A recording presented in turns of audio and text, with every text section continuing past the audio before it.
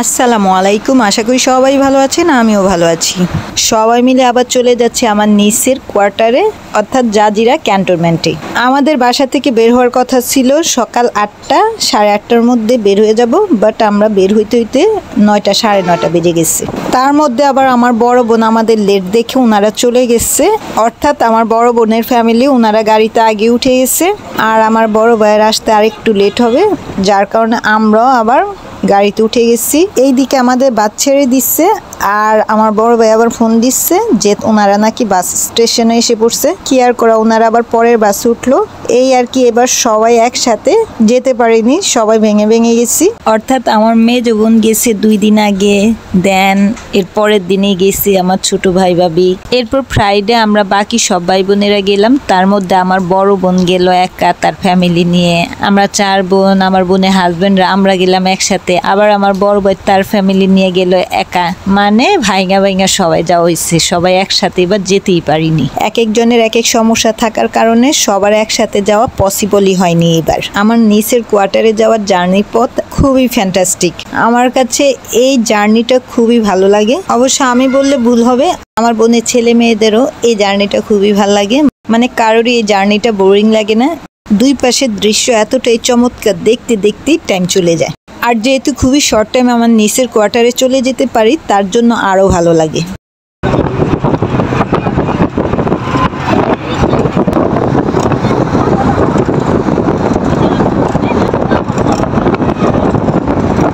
আমার নিচে জাজিরা ক্যান্টনমেন্টে থাকার সুবাদেই আমাদের এখানে পরপর 2বার পদ্মা সেতুতে উঠা হয়েছে। নয়তো বা পদ্মা সেতু দিয়ে আসার আমাদের কোনো কথাই না, কারণ এই সাইডে আমাদের কোনো রিলেটিভ থাকে না যে আমরা এখানে আসব। শুধু আমার নিচের কারণে আমরা এখানে পরপর 2বার আসতে পারছি। আর 2বারই জার্নি পথ খুবই এনজয় করতে করতে আমরা আসছি।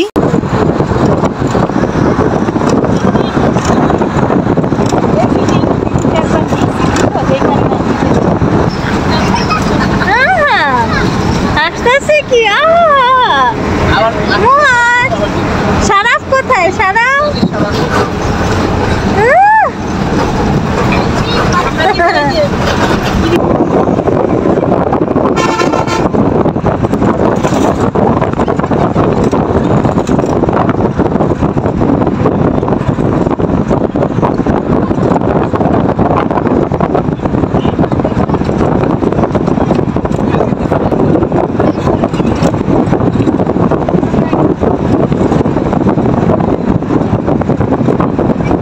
আমরা এতটা এনজয় করতে করতে আমার নিচের বাসায় গেছি, ভাষায় প্রকাশ করার মতো না।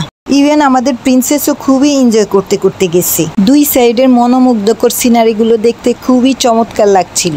এখন আমরা পদ্মা সেতুর উপরে আছি, আর সেতুতে ওঠার সাথে সাথে মনে হয় যেন বাতাসের বেগ আরো বেড়ে গেছে। এইদিকে আমার ছোট বোন আবার বলছে বাসা থেকে কিছু আনুনি বাসে খাওয়ার জন্য। ওকে আবার ব্যাগ থেকে একটা প্যাকেটের আচার দিলাম, আর আমরা বাসের মধ্যে শসা উঠছিল, ওইখান থেকে শসা নিয়ে খেয়ে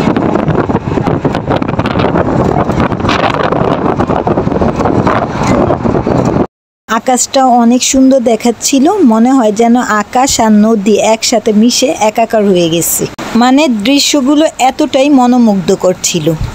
সত্যি আল্লাহর সৃষ্টি সবকিছুই সুন্দর। আর এই যে দূরে পদ্মার তীর দেখা যাচ্ছে, দূর থেকে ডিঙি নৌকাগুলো ছোট ছোট দেখা যাচ্ছে। আমরা এতটাই এনজয় করতে করতে আসছি, কখন যে আমাদের জার্নি পথ শেষ হয়ে গেছে আমরা টেরই পেলাম না।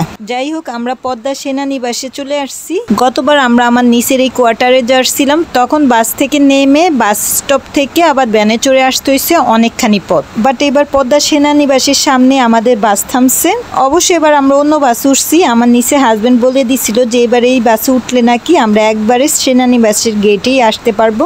যাই হোক, আমরা তো বাস দিয়েই পদ্মা সেনানিবাস পর্যন্ত আসছি। আর এসে দেখি সেনানিবাসের গেটের সামনে আমার নিচের হাজবেন্ড দাঁড়ায় রয়েছে আমাদের রিসিভ করার জন্য। যেহেতু আমার নিচের হাজবেন্ডকে ছাড়া আমরা ভেতরে ঢুকতে পারবো না, তাই আমার নিচের হাজবেন্ড সেনানিবাসের গেটের সামনেই দাঁড়ানো ছিল আমাদের রিসিভ করার জন্য। আমাদের আগে আমার বড় বোন আসছে, তাদের রিসিভ করলো, দেন এখন আমাদের করছে। আর আমার বড় ভাই আমরা আসার এর কিছুক্ষণ পরেই যেহেতু এসে পড়ছে, তার মানে তাদের বাসও আমাদের পেছনেই ছিল, তাই আমরা তাদের জন্য ওয়েট করছি। যদিও আমার বড় ভাইকে আমার সেজ বোন ফোন দিচ্ছে যে তারা কোথায় আছে, যদি আসতে বেশি লেট না হয় আমরা তাদের জন্য ওয়েট করব, একসাথেই যাব। বাট আমরা বেশ কিছুক্ষণ টাইম তাদের জন্য ওয়েট করলাম, তারা আর আসতেছে না শুনে আমরা চলে আসছি। আমার নিচের হাজব্যান্ড বললো তাদের আসতে নাকি অনেক লেট হবে, তাই আমরা সবাই চলে আসছি। কেউ আসছে অটো দিয়ে, কেউ আসছে ভ্যান দিয়ে, আর আমার নিচের হাজব্যান্ড, আমার বড় বোনের মেয়ে, ওরা আবার আসতেছে বাইক দিয়ে। বাচ্চাদের প্লাস আমার বোনের হাজব্যান্ডদের ওদের অটো দিয়ে পাঠিয়ে দেওয়া হয়েছে, আর আমরা বোনেরা আবার ভ্যান দিয়ে আসতেছি। কারণ আমাদের এলাকাতেও তো অটো দিয়ে অহরহ চলতেছি, বাট ভ্যান দিয়ে তো আর চড়া হয় না, আর ভ্যানে চড়তে ভালোই লাগে, যার কারণে আমরা 3 বোনে আবার ভ্যানে চড়ে আসতেছি। আর আমাদের পেছন পেছন আমার নিচে হাজব্যান্ড, আমার বড় বোনের মেয়ে, ওরা বাইকে চড়ে আসছে। ওই যে ওদের বাইক দেখা যাচ্ছে। ওরা যেহেতু বাইকে চড়ে আসছে, ওরা আমাদের আগেই চলে যাবে। ওরা আমাদের আগে চলে যাবে।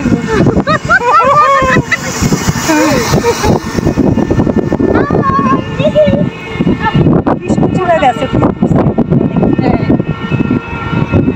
ক্যান্টনমেন্টের ভেতরে কিছুক্ষণ পর পরই কৃষ্ণচূড়া গাছ দেখছি, আর পুরোটা গাছ জুড়ে কৃষ্ণচূড়া ফুল ফুটে আসছিল, দেখতে অসম্ভব ভালো লাগছিল। ক্যান্টনমেন্ট এরিয়ার ভেতরে রাস্তার এই পাশ ওই পাশ কৃষ্ণচূড়া গাছ দিয়ে ভরা, আর গাছের তলায় অনেক ফুল ঝরে পড়ে রয়েছে, দেখতে এতটাই ভালো লাগছিল ভাষায় প্রকাশ করার মতো না। এই যে আবারও একটা কৃষ্ণচূড়া গাছ দেখলাম, মানে কিছুক্ষণ পর পরই এই গাছগুলো দেখা যাচ্ছে। যদিও আগেরবার আমরা যখন আসছিলাম তখন এটাকে খেয়াল করিনি, যেহেতু গাছে কোনো ফুল ছিল না, তাই আমরা এটা খেয়ালও করিনি। বাট এবার ভালোই বোঝা যাচ্ছে এখানে যে অনেকগুলা কৃষ্ণচূড়া গাছ আছে। যেহেতু এখন কৃষ্ণচূড়া ফুল ফোটার সিজন, তাই আর কি বোঝা যাচ্ছে এখানে অনেক কৃষ্ণচূড়া গাছ আছে। যাই হোক, আমরা তো বেশ এনজয় করতে করতে আমার নিচের বিল্ডিং এর নিচে এসে পড়ছি। আজকের ওয়েদারটাও খুবই চমৎকার ছিল, নয়তোবা গতকালকে বৃষ্টি, গতকাল না ঠিক কয়েকদিন ধরেই হালকা পাতলা বৃষ্টি হচ্ছিল, বিশেষ করে দুপুরবেলা হইলেই বৃষ্টিটা শুরু হয়। এইদিকে আমার নিচের মেজো ছেলে আমাদের জন্য বাইরে ওয়েট করছিল। এই তো আমার বড় ভাই বাদে আমরা সবাই আমার নিচের বাসায় চলে আসছি। এরপর আমার নিচের বাসায় আমরা কি করলাম, কোথায় গেলাম, সেটা আবার শেয়ার করব আমার নেক্সট ব্লগে।